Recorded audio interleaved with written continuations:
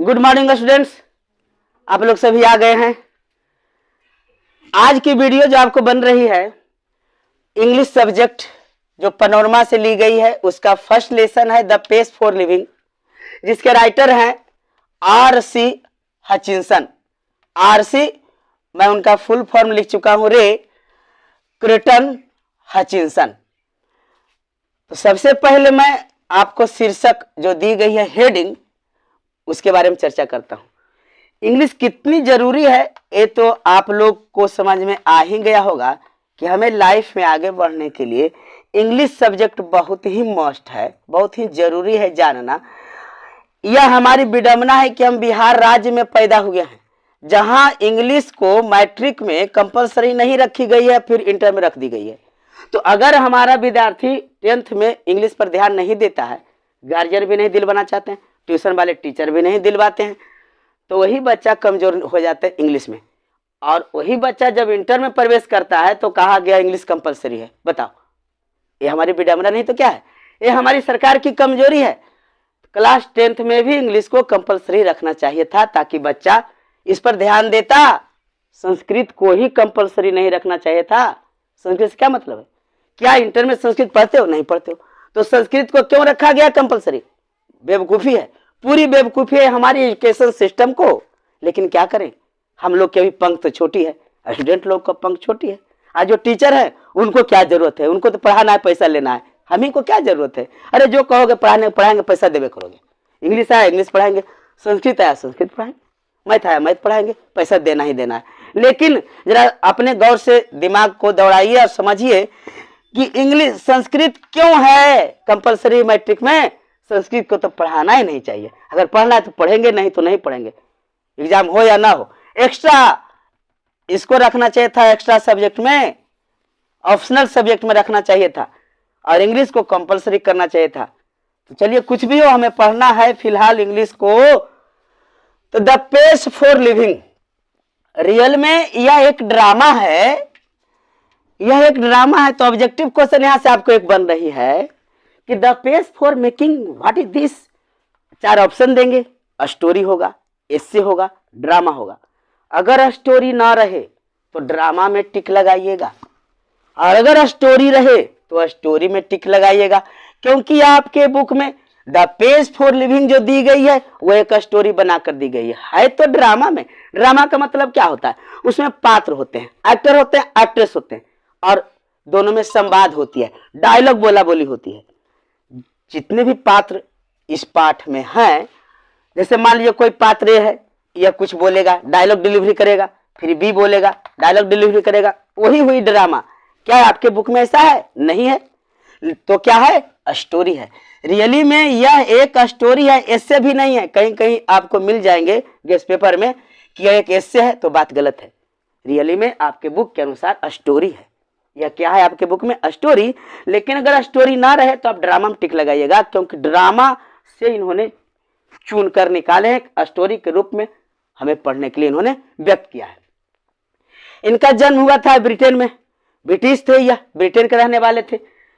इन्हें British novelist भी कहा जाता है, क्योंकि कुल इन्होंने 17 नोवेल लिखे हैं। 17 नोवेल लिखे।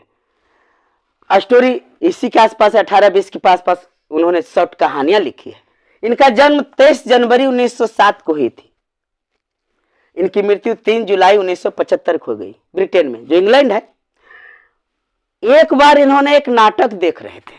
अब मैं कहानी शुरू करूंगा। एक बार ये नाटक देख रहे थे, वही नाटक से यह कहानी इन्होंने बनाया है, अब प्रस्तुत किए। वो जब नाटक देखे थे तो आयरलैंड के एक छोटे शहर है जिसे आयरिश कहा जाता है, वहां एक मर्चेंट था, एक व्यापारी था, जो उस नाटक में प्रस्तुत किया गया है। मैं उसी को आपको एक फिगर के सहारे से समझाऊंगा। देखिएगा कि किस प्रकार पूरी कहानी खत्म हो जाएगी आपकी तुरंत। इस बात को आप लोग समझ लिए। उनकी वाइफ थी मार्गरेट ऑन जॉन्स, इनकी वाइफ का नाम था। एक चीज मैं आओ यहां क्लियर करूं कि 3 जुलाई 1975 को जब इनकी मृत्यु हुई थी तो क्या आराम कर रहे थे, बेड पर थे? नहीं, एक राइजिंग नामक एक उपन्यास लिख रहे थे, जिसको क्या कहते हैं हम लोग? नोवेल।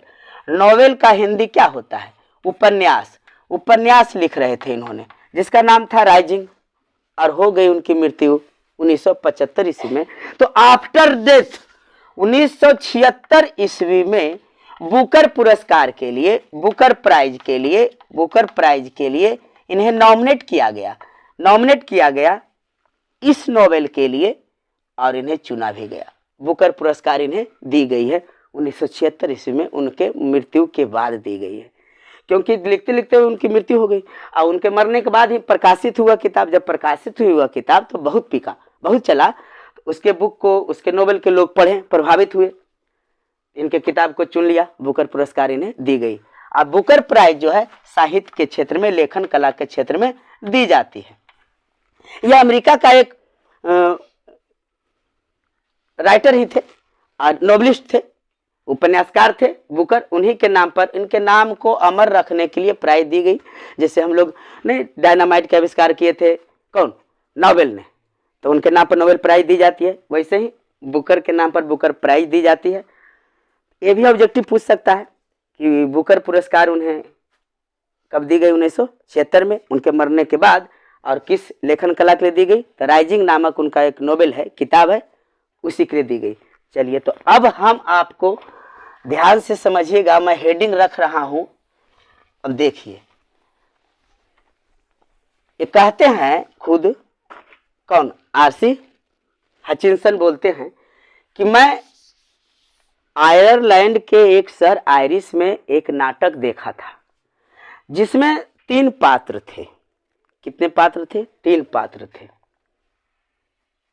एक था जो व्यापारी था अनाज का, बूढ़ा व्यापारी था अनाज का, पैसे कमाता था। इसका एक पत्नी थी, धर्म पत्नी, जिसका नाम मैंने बताया, नाम तो राइटर का था। इसका एक पत्नी थी और इसका अपना बेटा नहीं, नेफ्यू था, भतीजा था एक, ये भतीजा था। ये है मर्चेंट, यानी कॉर्न मर्चेंट। कॉर्न मर्चेंट माने होता है व्यापारी।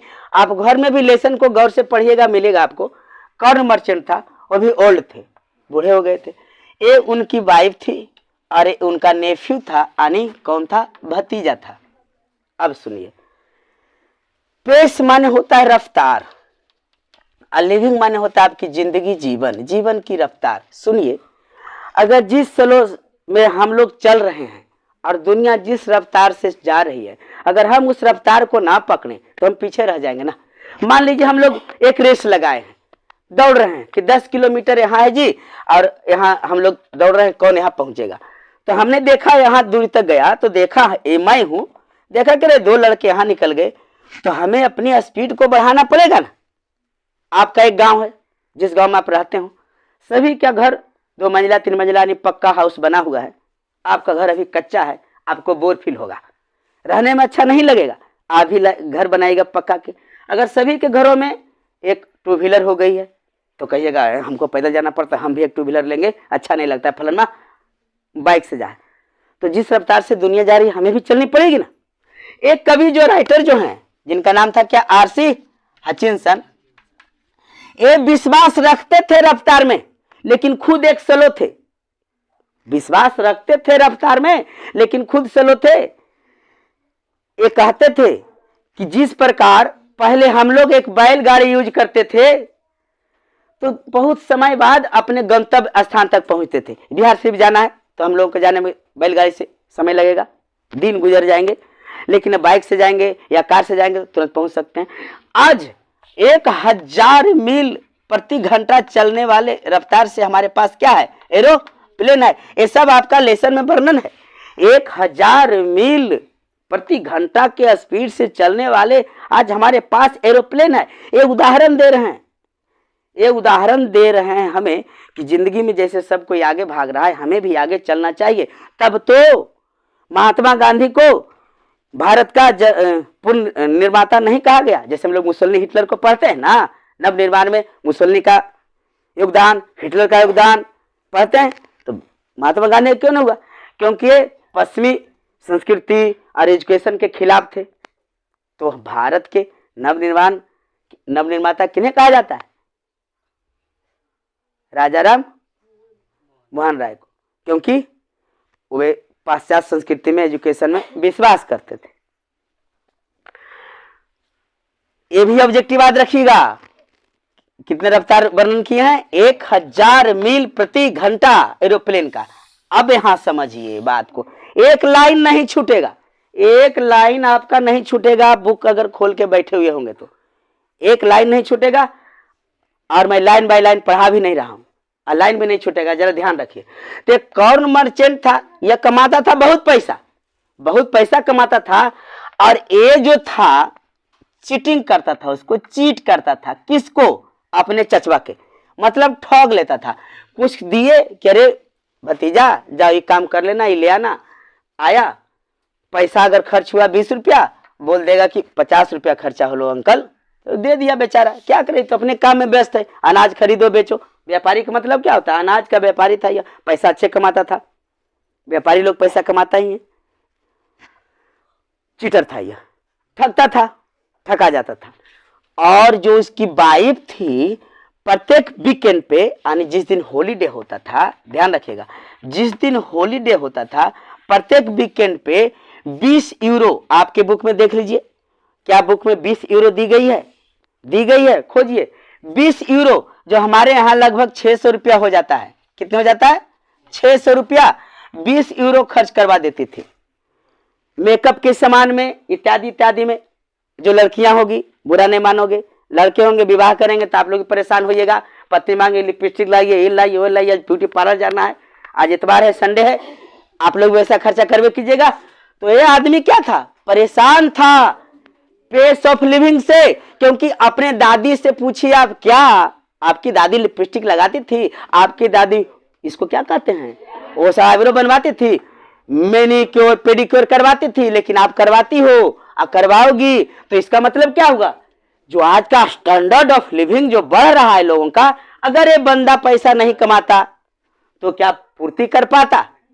तो यह एक तरह से परेशान भी है राइटर है। वह आधुनिक युग के कल्चर से, संस्कृति से, रहन सहन से परेशान भी है। झूठ मूठ के खर्चा, लिपस्टिक क्या, उसे क्या हुई?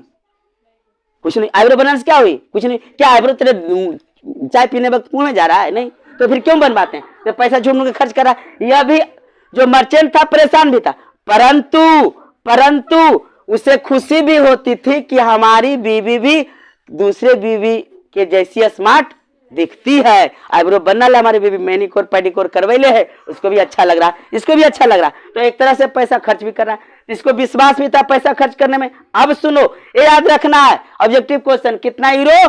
20 यूरो। अगर 20 यूरो नहीं आएगा तो याद रखिएगा, ये हमारा एक करेंसी है वहां का, ब्रिटेन का यूरो, और इंडिया का करेंसी रुपीज है। तो 600 रुपया खर्च कर रहा था, या तो फिर 20 यूरो खर्च कर रहा था प्रत्येक वीकेंड पर, यानी हॉलीडे, छुट्टी के दिन, संडे को छुट्टी दिन माना जाता है। 10 यूरो, 10 यूरो है। देखिए मैंने इसलिए देखने बोला, कितने यूरो? 10 यूरो का, इसका मतलब 60, 600 रुपया हुआ खर्च कर देता था। 1 यूरो बराबर 60 होता है, 1 यूरो बराबर 60 रुपया होता है, यह भी याद रखो। तो 10 यूरो बराबर कितने हो गए? 600। 600 रुपये खर्च करता था। 10 यूरो एकदम कंठस्थ कर लो, ऑब्जेक्टिव क्वेश्चन आ सकती है। अब जो हचिंसन थे, वे अपने वाइफ के साथ एक सिनेमा हॉल गए। कहां गए? इसको मैं रहने देता हूं। ये दोनों मिलकर गए एक सिनेमा हॉल में और सिनेमा देखने लग गए। सिनेमा देखने लग गए, प्रारंभ हुई।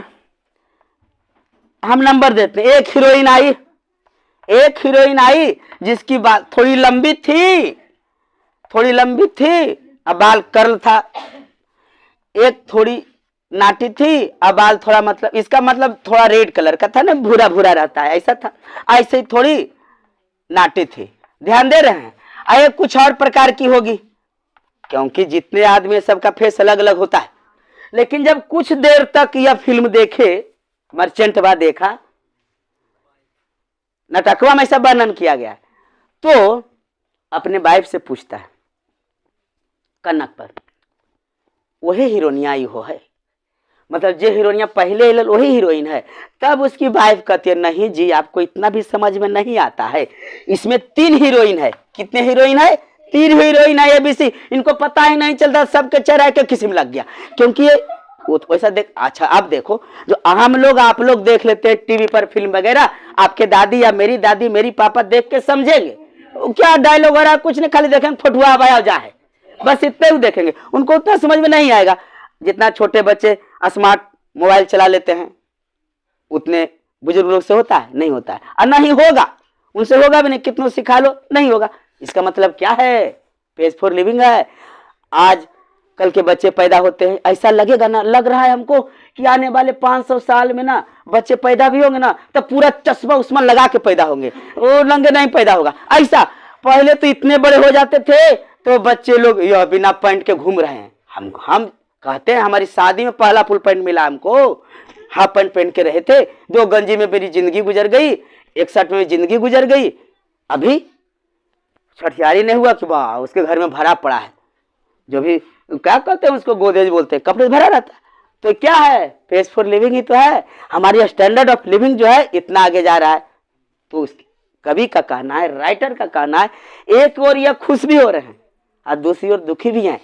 कितने परेशान हैं?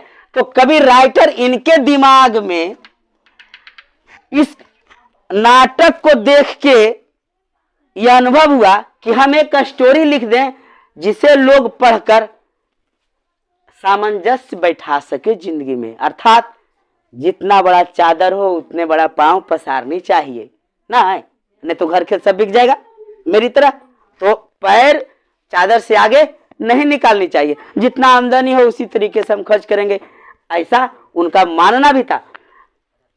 तो ये तो आपने देखा, नाटक को समझा। नाटक में जो था आपका मुख्य पात्र जो था, जिसका नाम क्या था और नाम नहीं दिया है, कौन मर्चेंट अनाज का व्यापारी था, उसकी वाइफ, ये दोनों नाटक में बैठे तो सिनेमा हॉल में क्या क्या बातें किए हुए।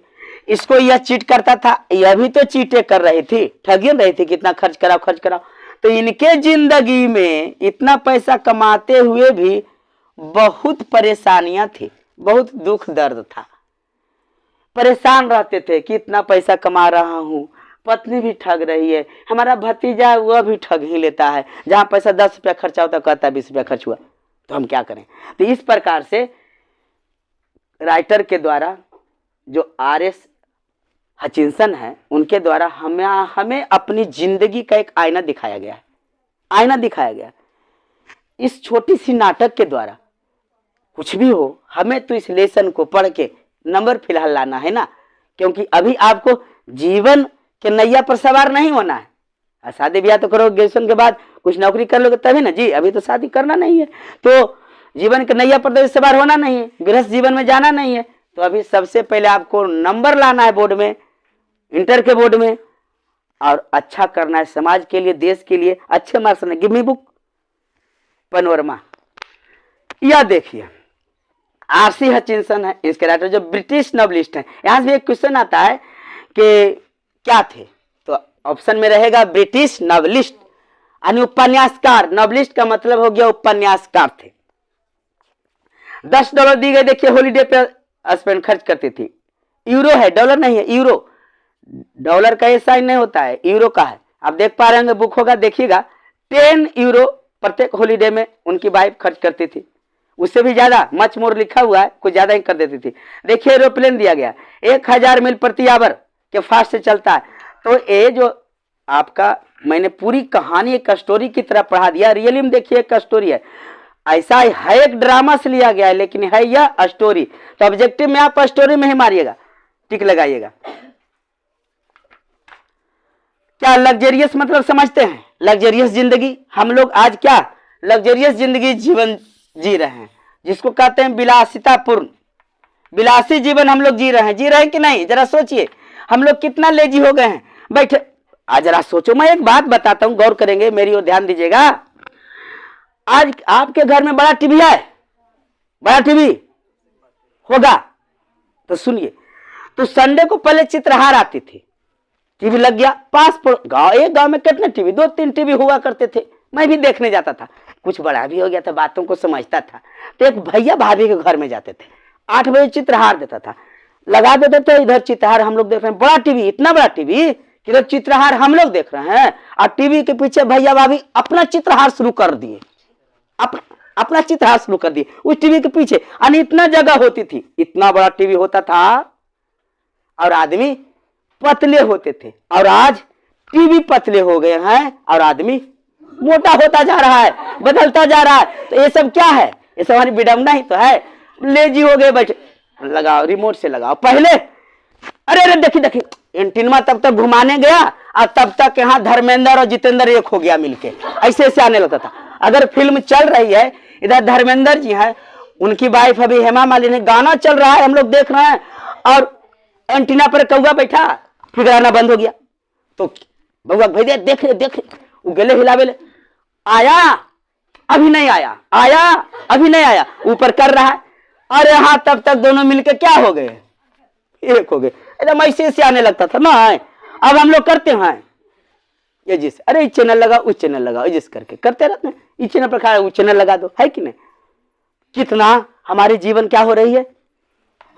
विलासिता पूर्ण हो रही है। आराम से बैठे रहते हैं, आराम से अब बैठे रहते हैं। बिहार जाना है तुरंत। अब हम लोग जाते हैं ससुराल नानी घर, उतना नहीं। हेलो वीडियो कॉलिंग, हाँ देखिए ऐसा ये खा रही हो गए, ले क्या हो गई? तो ये जो जिंदगी हमारी है, यही कवि का कहना है कि जो हमारी जिंदगी कितनी बदल गई है। और कुछ देख लेते हैं क्वेश्चन वगैरह, तो नेक्स्ट वीडियो में इसका हम क्वेश्चन का आंसर करवाऊंगा। लेकिन फर्स्ट आपको करना होगा, मैंने आपको क्या सुझाव दिया? सबसे पहले नेक्स्ट क्लास में इस लेसन का वर्ड मीनिंग खुद छाट लेंगे। इससे हमें विश्वास होगा कि आप पढ़े घर में, मतलब निकाले लेसन को, पढ़िए। ए ब्रिटिश नोबलिस्ट, नोबलिस्ट का मतलब नहीं जानते हैं तो आपकी कॉपी पर उसका स्पेलिंग होना चाहिए, नोबेलिस्ट ऐसा स्पेलिंग होना चाहिए। मैं यहां उसका लिखूंगा अर्थ और हिंदी, जिसे कहते हैं उपन्यासकार। अगर आप जानते हैं इसको ना चुने, इससे डबल फायदा है।